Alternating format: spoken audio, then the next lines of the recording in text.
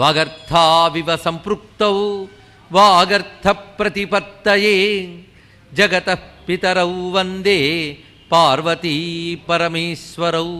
దత్తాత్రేయం మహాత్మానం వరదం భక్తవత్సలం ప్రపన్నార్తిహరం వందే స్మర్తృగామీ సనోవతు. నమో మహద్భ్యో ఋషిభ్యో గురుభ్యో నమః. కుటీరపు బయట ఉన్న ఔదుంబర వృక్షము యొక్క నీడలో ఉన్న శిలపై దర్భలు పరిచి ధ్యాన సమాధి స్థితిలో ఉన్నారు దత్తాత్రేయ స్వామి వారు. ఆయన వద్దకు వెళ్ళాడు కార్తవీర్యార్జునుడు. వెళ్ళి ప్రార్థన చేస్తున్నట్ట, సాష్టాంగ నమస్కారం చేస్తున్నాడు. ఆయన నా వైపు చూడాలి అని దత్తుని ఉద్దేశించి గానం చేశాడు, వాద్యాలు మ్రోయించాడు, నాట్యం చేశాడు, భజన చేశాడు, స్తోత్రాలు చేశాడు. దత్తుడు పులకలేదు, పలకలేదు, సమాధి నుంచి వెలికి రాలేదు. కానీ ఈయన స్తుతి చూసి పైన వెళుతున్న దేవతలు ఒక్కసారి దిగి ఆయనతో పాటు స్తోత్రం చేసేట. ఆ చుట్టూ ఉన్నటువంటి ఋష్యాశ్రమాల నుంచి ఋషులు, మునులు, సిద్ధపురుషులు వచ్చి స్వామివారిని స్తుతిస్తున్నారు. ఇక్కడ కార్తవీర్యార్జునుడు చేసిన స్తోత్రం, అత్యద్భుతమైన స్తోత్రం ఒకటి ఉన్నది. అవి కొన్ని పదుల శ్లోకాలు ఉంటాయి. ఒకటి రెండైనా మనం చెప్పుకోవాలి కనుక, యస్మిన్నిదం జగదశేషమసత్వరూపం స్వప్నాభమస్తధిషణం పురు దుఃఖ దుఃఖం త్వయ్యేవ నిత్య సుఖబోధతనావనం తే మాయాత ఉజ్జదపి యత్ సదివావభాతి. ఈ ఒక్క శ్లోకమే బోళ్ళంత వేదాంతం చెప్పింది. లేని ప్రపంచం ఎవరిని ఆధారం చేసుకుని ఉన్నట్లుగా గోచరిస్తుందో ఆ సత్స్వరూపుడివైన నీకు నమస్కారము. ఇదేమైనా అర్థమైందా అండి? కానీ నేను తెలుగులోనే చెప్పానది అర్థమైంది, ఒక్క సంస్కృతం మాట్లేదు. లేని ప్రపంచం ఎవరు ఉండడం వల్ల ఉన్నట్టు కనిపిస్తోందో ఆ ఉన్నతత్వానికి నమస్కారం అన్నాడు. ఏమైనా అర్థమైంది? ఇది చెప్తాను ఇప్పుడు.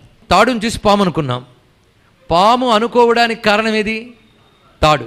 కనుక ఏ తాడు ఉండడం వల్ల పాము అనే భ్రాంతి చెందేమో ఆ తాడుకు నమస్కారము అన్నట్లేదు. ఇప్పుడు తెలిసింది కదా, ఎప్పుడైతే తాడుకు నమస్కారం అన్నావో పాము అనే భ్రాంతి పోయిందనే కదా అర్థం.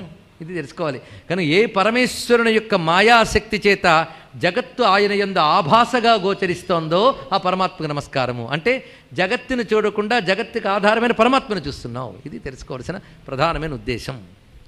ఇది ఎలాంటిదయ్యా అంటే, ఒకటి రజ్జుసర్ప భ్రాంతి, సుక్తిరజిత భ్రాంతి. ఇదే చెప్తున్నారు ఇక్కడ. ముచ్చపు చిప్పను చూసిన వెండు అనుకున్నట్ట. వెండు అనుకున్నాడు, ఎందుకంటే లా అనిపించింది. తర్వాత కాదయ్యా ముచ్చపు చిప్ప అని తేలిపోయింది. ముచ్చపు చిప్పని తేలిపోయాక ఏమనిపించింది? ఈ ముచ్చపు చిప్పకున్న లక్షణం బట్టి నేను ఇది వెండు అనుకున్నాను. ముచ్చపు చిప్పు ఉండడం వల్లే కదా లేని వెండి ఉన్నట్టు కనిపించింది.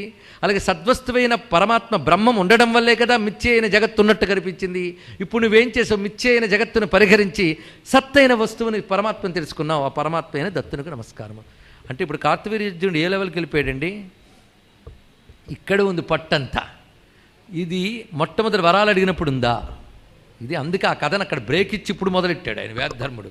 ప్రతిదీ గమనించుకోవాల్సింది, ఇవన్నీ సాధకులను దృష్టిలో పెట్టి. అంతేకాదు, మిథ్యా విలసితేష్వేషు లంపటస్సన్ సదా విభో సుసామ్రాజ్య శ్రియా మత్తో నాంతకంబు బుధే పరం. ఇప్పుడు చెప్పాడు స్వామి, ఇంతవరకు మిథ్యయైన సుఖాలే సత్యాలనే భ్రాంతితో తిరిగాను.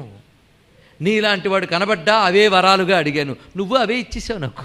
అప్పుడు నువ్వు బుద్ధి చెప్పలే, ఎందుకంటే అప్పుడు చెప్తే అర్థం చేసుకునే స్థితిలో లేవు నువ్వు అని నువ్వు చెప్పలేదు నాకు. ఇప్పుడు ఇన్నాళ్ళు మిథ్యాసుఖాలు అనుభవించి ఇప్పుడు తెలుసుకున్నాను. ఎంతకాలం సామ్రాజ్యపు మత్తులో గ్రహించలేకపోయాను, ఇప్పుడు గ్రహించాను స్వామి. ఇదానీం త్వత్ప్రసాదేన హ్యనుతృప్తోస్మి కేవలః న కథం చిల్లభతే శాంతిం వినాతే వచనామృతాత్. ఇప్పుడు నా మనస్సుకు శాంతి లేదయ్యా. దీన్ని బట్టి చూడండి, ఇన్ని పొందిన కార్తవీర్యార్జునుడు కూడా వాటి వల్ల శాంతి లేదంటున్నాడంటే ఇది ఆలోచించవలసిన అంశము.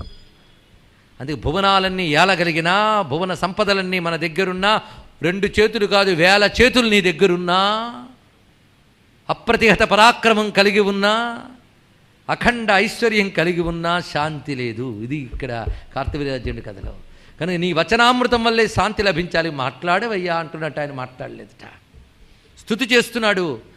మిగిలిన ఋషులు కలిశారు, అందరూ కలిసి స్తుతి చేస్తున్నారు. ఇప్పుడు అందరూ జయదేవ మహాదేవ, జయ యోగ విదాంబర, జయాధ్యాత్మ దృగ వ్యక్త, జయ అత్రికుల దీపక. జయ అత్రికుల దీపక, జయ అధ్యాత్మ దృక్ అవ్యక్త. ఎంత గొప్ప మాట చెప్పాడు.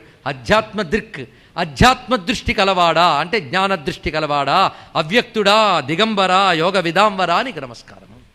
ఇంత స్థుతి చేశాక చాలాసేపటి తర్వాత సమాధి స్థితి నుంచి లేచెట్టండి. ఇక్కడ లేవగానే అక్కడ ఉన్నటువంటి ఋషుల్లో శాంతనపుడు అనేటువంటి ఋషి వచ్చి స్వామివారి వద్దకు గంగా యమునా జలములతో తడిపిన పవిత్రమైన మృత్తిక తీసుకొచ్చి ఇచ్చేట. ఎందుకంటే పూర్వ సదాచారాలలో ఉండేవి, మృత్తికని వ్రాసి శుద్ధి చేసుకుంటారు, మృత్తికా స్నానం అని అంటాం, మృత్తికను ముందు పట్టుకుంటారు. ఇవన్నీ మన సదాచారాలు ఉండేవి, ఇప్పుడు అవి లేవులేండి. ఆ మృత్తికని తీసుకొచ్చేట శాంతనపుడు, దాన్ని స్వీకరించేట. తర్వాత సత్యవాక్కు అని ఒక ఋషి వచ్చేట. చూడండి ఎలా ఉంటే ఉపచారాలు, మన మనస్సులు ఇవన్నీ భావిద్దాం. దత్తస్వామి వారికి ఉపచారాలు ఎంత సదాచార సంపన్నుడో చూడండి దత్తులు వారు. ఇక్కడ సత్యవాక్ అనే ఋషి వచ్చి కమండలు జలము దంతకాష్టము తెచ్చేటండి, పలుదొంపుల్లా.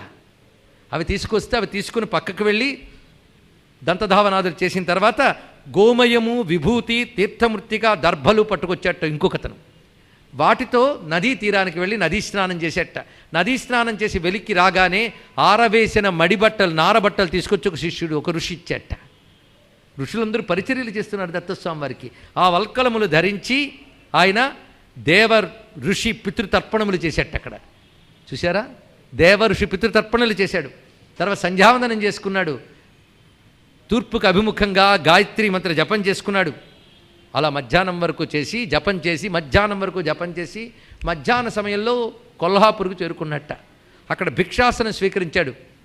వీళ్ళు ఇక్కడే ఉన్నారండి, కార్తవీర్యుడు మొదలైన వాళ్ళందరూ. అక్కడ భిక్ష పుచ్చుకున్నాడు, స్వీకరించాడు. మళ్ళీ వెంటనే ఇక్కడికి వచ్చేట. ఆయన అలగు వెళ్ళాడుగా, ఈ లోపల మనం రెస్టం అని చూసుకుందని వీళ్ళు వెళ్ళలేదు, అక్కడే ఉన్నారు వీళ్ళు. తిరిగి ఆయన వచ్చే వరకు గురువు కోసం కనిపెట్టుకోవడం అంటే తెలుసుకోవాలి. ఇక్కడ తిరిగి వచ్చిన తర్వాత ఏమన్నారు అన్నారు, కార్తవీర్యార్జునుడు ఏదో చెప్పాలని మీ దగ్గరికి వచ్చాడండి అన్నారు ఋషులు. కార్తవీర్యార్జునుడు నోటి మాట రాలేదండి. ఎందుకు ఈ సమయంలో అంత స్తోత్రం చేశాడే, నోటి మాట రాలేదు. అప్పుడు ఋషులు అతన్ని పురికొల్పి అతని ఆర్తిని వాళ్ళు చెప్పారట. ఇతడికి ఈ సంపదలు అన్నీ కూడా అశాంతి అనే భావం కలిగింది, వైరాగ్యం అనేది కలిగింది, ఏది హితమార్గమో చెప్పు. అంతేకాదు ఇతడు ఇప్పుడు ప్రశ్నిస్తాడన్నట్టు. ముందు వాళ్ళు మార్గం వేయగానే ప్రశ్నించట. ప్రశ్నించినప్పుడు స్వామి నీ చేష్టల్లో పరమార్థం ఏమిటి అని అనగానే నీకు కొన్ని కథలు చెప్తాను వినంటున్నట్టు దత్తుడు. చూశారు, ఇప్పుడు దత్తుడు కథలు చెప్తున్నాడు. ఎవరికి? కార్తవీర్యార్జునుడికి. అంతేనా? కార్తవీర్యార్జునుడితో పాటు మిగిలిన వాళ్ళందరూ ఉన్నారండో. ఒకడికి చెప్తే 10 మందికి లాభం. సరే కానివ్వండి, అందరికీ చెప్తున్నాడు. ముందు ఒక కథ చెప్తున్నట్ట. ఇది బృహస్పతి ఇంద్ర సంవాదం. బృహస్పతి ఇంద్రుడు. ఈ బృహస్పతి ఒకసారి కొందరిని కూర్చోబెట్టి కొందరికి శిల్పశాస్త్రం చెప్తున్నట్ట, కొందరికి గాంధర్వ శాస్త్రం నేర్పుతున్నట్ట, కొందరికి కామశాస్త్రం నేర్పుతున్నట్ట. ఇవి నేర్పుతున్నాడు. అక్కడికి ఇంద్రుడు వచ్చాడు. ఆయన గురువుగారిని చూసి కొంచెం చిరాకు పడ్డట్టండి. ఎందుకంటే ఇంద్రుడు అంటే కొంచెం హై లెవెల్ కదా, కనుక చూసి గురువుగారు ఒకటి అడుగుతాను ఏమనుకోరా అన్నట్ట. ఏమిటంటే ఈ శాస్త్రాల వల్ల ప్రయోజనం ఏముంది? మీకు తెలుసు ఇవన్నీ దుఃఖజనకం, మోహజనకం. కామశాస్త్రము, సంగీత శాస్త్రము, శిల్పశాస్త్రం ఏంటండి? మళ్ళీ ప్రపంచంతో అనుబంధం పెట్టే విద్యలేగా ఇవన్నీ, అపరావిద్యలు. ఈ అపరావిద్యలు నేర్పి వీళ్ళని ఇంకా ప్రాపంచికమైన బంధాలతో ముంచివేయడమే కానీ వీటి వల్ల పరమార్థం ఉందా? కనుక పరమార్థమైన బ్రహ్మ విద్య నేర్పకుండా ఈ విద్యను మీరు ఎందుకు నేర్పుతున్నారు అని అడిగాడు. అబ్బా భలే ప్రశ్న వేసి కూర్చో అన్నట్టండి ఇక్కడ.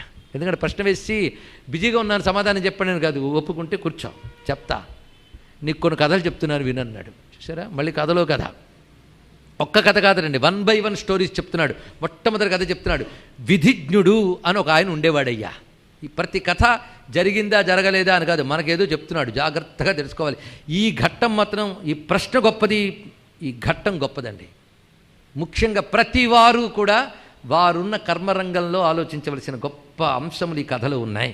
ఈ కథలు నిజానికి కళాశాల విద్యార్థులకి, ఉద్యోగులకి బాగా చెప్పవలసిన అవసరం ఉన్నది ఇక్కడ. అప్పుడు అర్థమవుతుంది ఇక్కడ.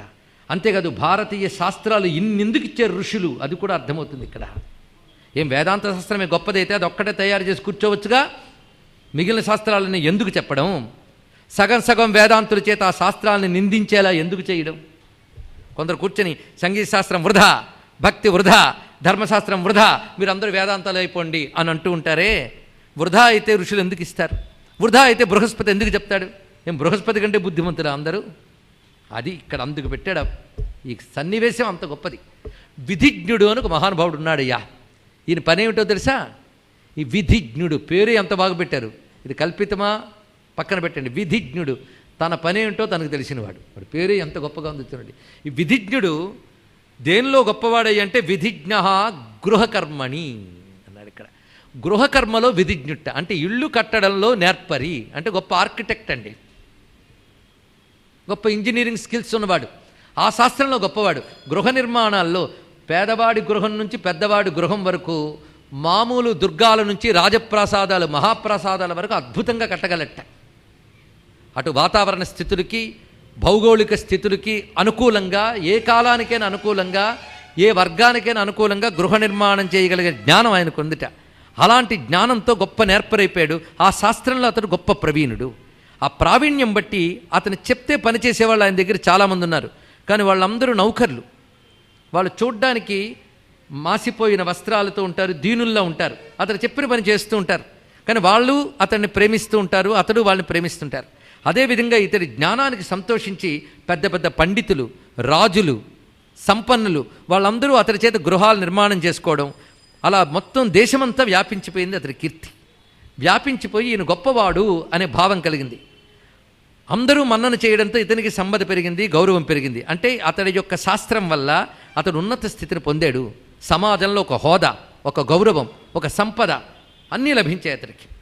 దానికి తోడు ఎలా ఉన్నాడు అంటే విద్యావాన్ ధర్మశీలశ్చ, అతడు ధర్మశీలుడై ప్రవర్తిస్తున్నాడు. ఇది పక్కన అదొకటి ఉంది చూడండి ఇక్కడ. దీన్ని బట్టి లౌకికమైన విద్యావేత్తలు గొప్పవాళ్ళైన వాళ్ళు కూడా ఈ పక్కన ఇది ఉండాలని తెలుసుకోవాలి. ధర్మశీలుడు. ధర్మశీలుడు అంటే ఈ పదం విన్నారు కదా ఎప్పుడైనా? కానీ ఆలోచించారు ఆ పదం ఎంత అద్భుతమైన పదమో. శీలము అంటే అర్థం ఏంటి? క్యారెక్టర్. కానీ ధర్మశీలము అంటే ఎవడికి ధర్మమాచరించిన స్వభావమో వాడికి ధర్మశీలుడు అనాలండి ఇక్కడ. వాడి స్వభావం. అంతేగాని అల్లా ఆయన చెప్పిన తర్వాత చేశానండి, ఆయన చెప్పగా 10 సార్లు చెప్తే ఒకసారి చేయాలనిపించింది, ఇది కాదు. వాడు చెప్పి చేస్తే ప్రభావం, మనంతట మనం చేస్తే స్వభావం. అందుకే అతని ధర్మస్వభావిట. అందుకే ధర్మస్వభావంగా బ్రతుకుతూ సంపద ఉంది కదా, హోదా ఉంది కదా అని అధర్మం జోలికి వెళ్లకుండా ధర్మబుద్ధుడే జీవిస్తూ ఆ శాస్త్రంలో ప్రవీణుడయ్యాడు. అతడు గొప్ప ఉన్నతుడై బ్రతుకున్నంత వరకు చక్కగా ఉండి మరణించాడు. మరణించిన తర్వాత ఉన్నత లోకాల్లో ధర్మఫలంగా సుఖాలు అనుభవించాడు. తర్వాత ఉత్తమ క్షత్రియుడయ్యాడు. చూడండి ఈ కథను ఎంత గొప్పగా చెప్తున్నారు. ఉత్తమ క్షత్రియుడై ఆ రాజ్యపాలన అద్భుతంగా చేశాడు. ప్రజలకు కావలసినవన్నీ సమకూర్చాడు, ధర్మబద్ధంగా జీవించాడు. పైగా భక్తుడై ఎన్నో ఆలయాలు ఇవి నిర్మాణం చేశాడు. తన యొక్క సంపదని, అధికారాన్ని, బలాన్ని కూడా ప్రజాక్షేమం కోసం వినియోగించాడు. ఆ జన్మ పూర్తయింది. తర్వాతి జన్మలో అతడు బ్రహ్మవేత్త అయినటువంటి మహాయోగిగా పుట్టి ఆ జన్మలో జీవన్ముక్తుడై తరించిపోయాడు. ఇప్పుడు చెప్పు, అతడు ఆ శిల్పశాస్త్రం యొక్క నేర్పరితనం వల్ల క్రమముగా, ఈ క్రమముగా కింద అండర్లైన్ చేసుకోండి, క్రమముగా ముక్తిని పొందాడా లేదా? కానీ జీవుడికి ఇంకా బ్రహ్మ విద్య పొందగలిగేటంత సంస్కారం రానప్పుడు ఋషులిచ్చిన ఏదో ఒక శాస్త్రంలో వాళ్ళని ధర్మబద్ధంగా ఉండే నేర్పరితనం కలిగించాలి. తెలిసిందా ఇక్కడ? ఏ శాస్త్రమైనా సరే ధర్మబద్ధంగా దాన్ని స్వీకరించి అందులో నైపుణ్యం పొందినట్లయితే అది క్రమముగా వేదాంత విద్యని ఇచ్చి మోక్షాన్ని ఇస్తుంది. గనక ఏ శాస్త్రము తక్కువది కాదు. ప్రతి శాస్త్రాన్ని గౌరవించవలసిందే. ప్రతి మార్గము గొప్పదే. ఆ మార్గము ధర్మబద్ధముగా చేస్తూ అందులో నువ్వు నేర్పరితనం సాధిస్తే అది నిన్ను పవిత్రుణ్ణి చేస్తే ఇప్పుడు కాకపోతే ఎప్పటికైనా చేస్తుంది. ఇవాళ మనం అనుకుంటున్న జీవన్ముక్తులు వేదాంతులు కూడా గత జన్మల్లో అలాంటివి చేసి చేసి ఇక్కడికి వచ్చారయ్యా. ఎందుకంటే ప్రపంచంలో అందరూ వేదాంతులు అయిపోరు, అందరూ ఒకేలా ఉండరు, ఒక్కొక్కరిది ఒక్కొక్క స్వభావం. అందుకే వాళ్ళ స్వభావానికి తగ్గ శాస్త్రాలు ఉంటాయి. ఆ శాస్త్రాలు వాళ్ళకి నేర్పాలి. అప్పుడు ఆ స్వభావంతో వాళ్ళ శాస్త్రాల్లో గొప్పవాళ్ళు అవుతారు. ఆ తర్వాత వాళ్ళు దీనిలోకి క్రమంగా వస్తారు. కనుక ఆ క్రమంగా రావడం అనేది ఈ జన్మ కావచ్చు, మరు జన్మ కావచ్చు. కనుక ప్రతి శాస్త్రము కూడా పరిణామంలో అద్వైతం వైపు తీసుకువెళుతుంది, వేదాంతం వైపు తీసుకువెళుతుంది. ఎంత అద్భుతంగా చెప్పాడు. కొంత అర్థమైంది కదా, మరొకరు చెప్తాను ఇంకా అర్థమవుతుంది అన్నాడండి.